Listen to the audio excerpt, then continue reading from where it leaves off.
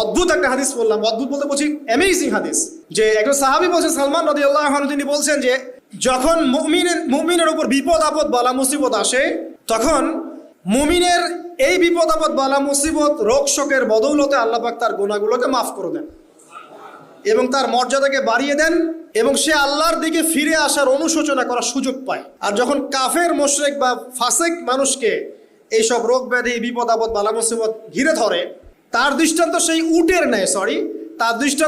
উটের ন্যায় যে উটটাকে তার মালিক বেঁধে রেখেছে, এরপর ছেড়ে দিয়েছে। সে উটটা বুঝতেও পারলো না কেন তার মালিক তাকে বেঁধে রাখলো আর কেনই বা তাকে ছেড়ে দিল। কথাটা কি বুঝতে পারছেন? যারা আল্লাহ দ্রোহী, তাদের উপর যখন বিপদ আপদ বালা মুসিবত আসতে থাকে, তারা বুঝে না যে কি জন্য আসলো আর কেন চলে গেল। কিন্তু মুমিন ব্যক্তি যারা মুসলিম, আল্লাহর অনুগত, তাদের বিষয়টা হচ্ছে এমন বিপদ আপদ বালা মুসিবত রোগ ব্যাধি তাদেরকে আল্লাহর দিকে ফিরিয়ে নিয়ে আসবে। এই যে পৃথিবীতে নামিয়ে দেয়া, এরপর আল্লাহর পক্ষ থেকে ঐশী গ্রন্থগুলো পাঠানো, নবী রসুল পাঠানো, আলেম ওলামা পাঠানো, আপনাকে হায়াত দেয়া, আপনাকে রিজিক দেয়া, এই শ্বাস নেওয়ার ক্ষমতা দেয়া, আপনাকে জ্ঞান বুদ্ধি দেয়া, বিবেক দেয়া, 3 বেলার খাবার, পোশাক, স্ত্রী সন্তান, কি দেয়নি আল্লাহ রাব্বুল আলামিন। এই যে সমস্ত নিয়ামতগুলো দেয়া, এগুলোর একটা উদ্দেশ্য, আপনি আমি যেন এটাকে উপলব্ধি করি যেগুলো আল্লাহর পক্ষ থেকে আসছে এবং আল্লাহর দিকে আমরা অভিমুখী হই, এছাড়া কোনো উদ্দেশ্য নাই। সামনে যান, নূহ আলাইহিস সালাম, একদিন 2 দিনেই কি আল্লাহ পাক তার কওমকে ধ্বংস করে দিয়েছেন? 950টা বছর আল্লাহ রাব্বুল আলামিন সময় দিয়েছেন কওমকে, আল্লাহর দিকে ফিরে আসো, আল্লাহর দিকে ফিরে আসো। নবী দাওয়াত দিয়েছেন প্রায় 950 বছর, যখন তারা ফিরে আসে নাই, তারপরে আল্লাহ রাব্বুল আলামিন গজব দিয়ে ধ্বংস করেছে। কারণ আমি বলেছি একটা কথা, আল্লাহ পাক শুধু রহমানুর রহিমই নন, বরং তিনি কিন্তু কঠোর শাস্তিদাতা, শদীদুল ইকাব বটে।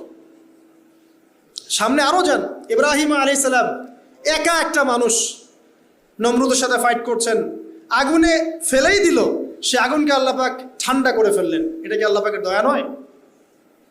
তার সন্তান ইসমাইলের কুরবানিটা দেখেন,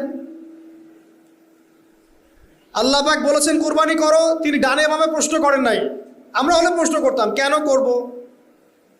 শিশু সন্তান, নিষ্পাপ, এটার কোনো যুক্তি আছে কিনা, লজিক আছে কিনা? তিনি কোনো লজিক দেখতে যাননি, আল্লাহ পাক বলেছেন করেছে।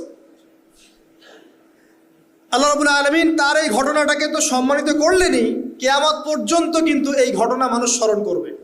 দয়া দেখেন, তার সন্তানের খাবার নাই, পানিও নাই, অলৌকিকভাবে আল্লাহ রাব্বুল আলামিন জামজাম কূপ সৃষ্টি করলেন, কিয়ামত পর্যন্ত থাকবে ইনশাআল্লাহ। দয়া নাই?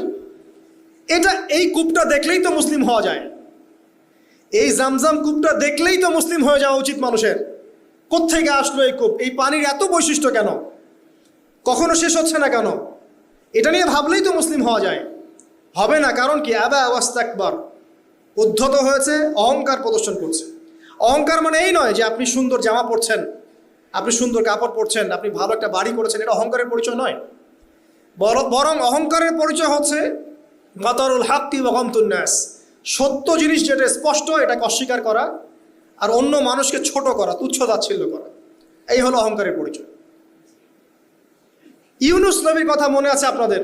ওই যে মাছের পেটের মধ্যে 3 দিন 3 রাত ঘুরছে আর ঘুরছে, একজন নবী হয়ে তাকে এই অবস্থা ফেস করতে হচ্ছে।